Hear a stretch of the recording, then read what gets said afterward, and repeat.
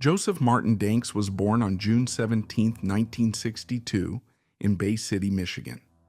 His existence was the result of a relationship between Edward White, a 42-year-old son of a successful businessman, and his 17-year-old nanny, Karen. Although the White family lived comfortably in a prestigious area of the city, the household itself was far from stable.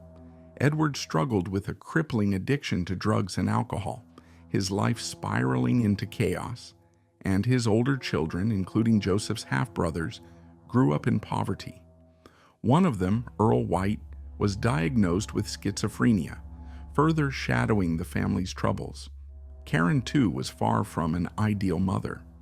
During her pregnancy, she consumed alcohol heavily, and Joseph was born 2 months premature, weighing barely 2 kilograms. He spent the first 4 weeks of his life in an incubator, fighting for survival. Life after his birth was no better. His parents continued their descent into addiction, and it was often up to his older half-sister and the family housekeeper to care for the fragile infant. The housekeeper later recounted scenes of negligence so severe that, on at least 2 occasions, she found the baby locked inside a drawer, hidden away to silence his crying. Allegations later surfaced that his parents would sedate Joseph to keep him asleep for most of the day, though his mother always denied it. When Joseph was still very young, Edward White's violence erupted. In early 1964, after a brutal beating that left Karen with a broken nose, she fled with her son, seeking a life away from the chaos. By 1965, Karen remarried, this time to a man named Leroy Danks, who adopted Joseph and gave him his surname. The family moved frequently, first to South Dakota, then to Wyoming. 2 more boys were born, but domestic happiness remained elusive. By the end of 1970, Leroy had abandoned them, and Karen found a new husband, Gene Walls. In 1976, Joseph returned to Bay City with his mother and stepfather, where he reconnected with his biological father, Edward, and his half-brothers, Michael and Peter. By then, Edward's fortunes had crumbled completely. Bankrupt and destitute, the family lived in a trailer, surviving through theft and drug use. The environment was toxic, and Joseph, now a teenager, fell into the same patterns of substance abuse. The following years saw his life unravel further. In 1977, Joseph suffered 2 traffic accidents in quick succession, one of which caused a serious head injury. Although he physically recovered, something inside him had changed. Signs of mental illness began to emerge, clouding his mind with paranoia and delusions. His behavior became erratic. He was arrested for drug possession in Mexico in 1978, but was only fined. Furious over his waywardness, his father forbade him from returning to the trailer or associating with his half-brothers. Not long after, both Michael and Peter were arrested for drug trafficking, closing yet another door on any semblance of normalcy. In 1979, Joseph dropped out of school and began drifting from place to place, embracing the life of a vagrant. Over the next few years, his mental deterioration accelerated. He suffered from intense paranoia, believing he was being watched through the television, rearranging furniture obsessively, and short-circuiting household wiring to escape imagined surveillance. He accused his mother and relatives of trying to poison him, refusing to eat anything they prepared unless he personally cleaned the dishes several times. Auditory hallucinations haunted him. He claimed to hear the voices of his deceased grandparents. Despite his rapidly declining mental health, he resisted any form of medical help, dismissing addiction and paranoia as normal parts of society, convinced even that President Ronald Reagan smoked 10,000 marijuana joints daily. Joseph's appearance reflected his internal chaos. He stopped caring for his hygiene, roamed the streets, and mingled with the homeless. He depended entirely on the small sums of money his mother gave him, threatening to expose her and his aunt for allegedly printing counterfeit money. His existence was marked by loneliness, bitterness, and the slow grinding collapse of his mind. In October 1982, Joseph was found wandering in ragged clothes around an elementary school in New Jersey, leading to his temporary detention by police. His return to Michigan did not bring stability. He committed several minor offenses and was institutionalized, escaping 2 weeks later, only to be recaptured in Florida and returned to psychiatric care. After more treatment, he was released in early 1984. For a time, there was hope. His former stepfather, Leroy Danks, tried to bring Joseph back into normal life, offering him work as a truck driver's assistant. But the attempt failed. By 1985, Joseph's paranoia and misanthropy deepened. He refused to enter public places, insisted food be brought directly to him, and raved about being chased by dark, malevolent forces. Once again, he left home and drifted, trying and failing to reconnect with family, including his half-brother Peter, who by then had reformed his life as a Jehovah's Witness. The reunion ended in conflict, and Joseph disappeared once more into the American landscape. By June 1986, Danks was arrested for carrying a sawed-off shotgun illegally. While imprisoned, his obsessive-compulsive tendencies became more apparent. He cleaned his cell and belongings multiple times a day, exhibiting a pathological need for order amid the chaos of his mind. After pleading guilty to an attempted theft in September, he was given probation rather than prison time. With no anchor to hold him, he made his way west, finally arriving in Los Angeles in late 1986. Arriving in Los Angeles, Joseph Danks quickly descended into deeper madness. He began targeting the homeless population of Koreatown, striking without warning and with brutal efficiency. His method was simple yet savage. He would stab his victims in the back, delivering lethal blows with overwhelming force. The first to die was Christopher Michael Forsblade, a 40-year-old homeless man whom Danks attacked on Vermont Avenue on January 6, 1987. 8 days later, Danks killed again, this time committing a double murder. He first stabbed 58-year-old Isaac Davis on South Menlo Avenue, and then only a few hours later attacked and killed 55-year-old John Charles Cobble on West 9th Street. His frenzy did not abate.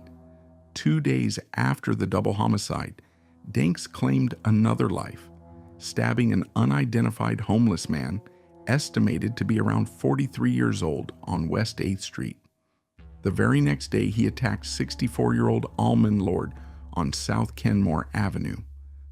Lord, unlike the others, fought back fiercely, forcing Danks to flee. Lord survived the attack and later provided the police with a description of his assailant, leading to the creation of a composite sketch. Joseph Danks continued his rampage undeterred. On January 20th, he attempted to kill 58-year-old James Lyons at Manhattan Place. Lyons was stabbed but survived. Just a few hours later, Danks murdered another homeless man on Southwestern Avenue, a man believed to be in his 50s, whose identity remains unknown. During this last killing, Danks was seen by a witness who courageously chased him for 5 city blocks before alerting the police. That same morning, police cornered Danks in an alleyway. He surrendered without a struggle. Before being captured, he tried to discard his kitchen knife, wrapping it in a newspaper and throwing it aside, but officers recovered it during the search. Once in custody, Danks immediately renounced his Miranda rights and confessed in a recorded statement to the 6 murders. At a press conference held the next day, Police Chief Daryl Gates announced Danks's arrest to the public. The evidence against him was overwhelming. The knife he carried matched the wounds found on the victims in both width and depth. Moreover, the composite sketch based on Lord's description closely resembled Danks's appearance. His confession led to the release of another man, Christopher John Regal, who had previously been the main suspect in the killings. During questioning, Danks also claimed to have killed another homeless man named Edwin Trujillo in Santa Monica on Christmas Day, enraged after being denied entry into an overcrowded shelter. However, investigators could not corroborate this story. When asked about his motive, Danks stated simply that he despised dirty, filthy bums. In March 1988, the district attorney's office offered Danks a plea deal in exchange for a guilty plea, but he refused.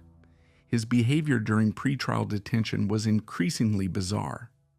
Held in the men's central jail, he spun elaborate conspiracy theories, accusing the prison staff of poisoning his food and claiming that celebrities like Burt Reynolds and Johnny Carson were secretly imprisoned alongside him, contaminating his meals.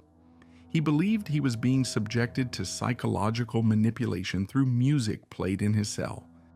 Obsessive about cleanliness, Danks would brush his teeth 6 to 10 times a day and meticulously scrub his cell. His paranoia intensified to dangerous levels.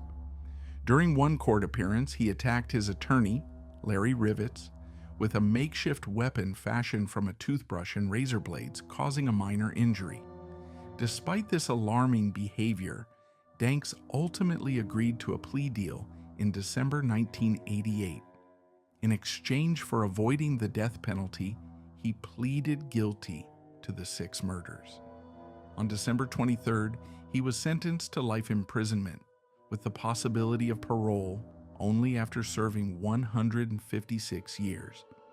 Due to his deteriorating mental condition, Danks was transferred to Atascadero State Hospital in June 1989. There, he underwent psychiatric evaluation and was diagnosed with paranoid schizophrenia and antisocial personality disorder. An IQ test revealed a score of 106. Doctors also examined him for a suspected brain cyst, but no abnormalities were found. Treatment at the hospital temporarily stabilized him, and by August 23, 1990, he was transferred to the California Correctional Institution in Tehachapi to serve his sentence. However, peace would not last. In the early hours of September 21, 1990, Danks summoned a guard to his cell and calmly announced that he had killed his new cellmate. Authorities found the body of 67-year-old Walter Holt, who had been strangled with a rope fashioned from a bedsheet. Danks explained that he killed Holt because he wanted to continue living alone. He attempted to feign insanity, claiming that divine voices had ordered him to commit the murder, but no one believed him. He was charged with first-degree murder. While awaiting trial, Danks remained violent and unpredictable. On November 12, 1991, guards found a homemade plastic shank hidden in his mattress. In January 1992, during a strip search, Danks attacked another inmate, Ronaldo Navarez, stabbing him in the head with a piece of metal. 2 days later, another disturbance occurred when a guard noticed smoke coming from Danks's cell. Joseph had set a fire using newspapers he had hoarded. Over the next few months, more weapons were discovered in his possession, and in July, he assaulted a correctional officer, attempting to throw hot coffee in the guard's face during lunch. His trial for Holt's murder began in early 1993. Even then, he remained dangerous. At one point, he smuggled a sharpened wire into the courtroom and attacked one of his defense attorneys. Finally, on April 2, 1993, Joseph Danks pleaded guilty to the murder of Walter Holt and was sentenced to death.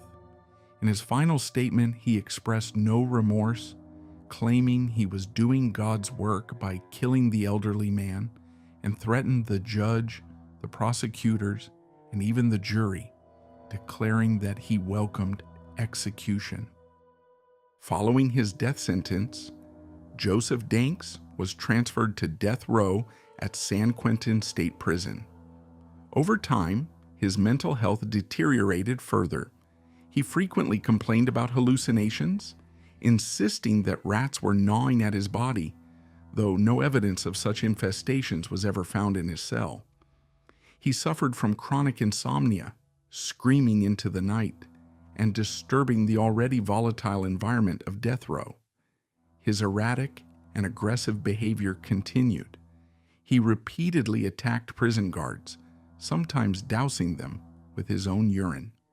Despite his obvious instability, Danks received no meaningful psychiatric treatment until 2 decades later. In 2004, his attorneys filed an appeal to overturn his death sentence, arguing that 2 jurors during his 1993 trial had committed misconduct by seeking advice from clergy members, a clear violation of courtroom procedure. Jurors are forbidden to discuss active cases outside of the court, but despite the breach, the appeal was ultimately dismissed. The court ruled that the evidence against Danks was overwhelming enough that the verdict would have been the same. In 2012, his family attempted another appeal, requesting that Danks's death sentence be overturned and replaced with mandatory psychiatric treatment due to his insanity. However, the case stalled, and a final decision was never reached. On March 13, 2019, California Governor Gavin Newsom issued a statewide moratorium on the death penalty, effectively dismantling the execution chambers at San Quentin. Although Danks remains on death row, his execution is indefinitely suspended. As of March 2025, Joseph Martin Danks is still incarcerated at San Quentin State Prison, a broken man lost within the dark corridors of his own mind, a remnant of violence and madness trapped in a place built for the forgotten.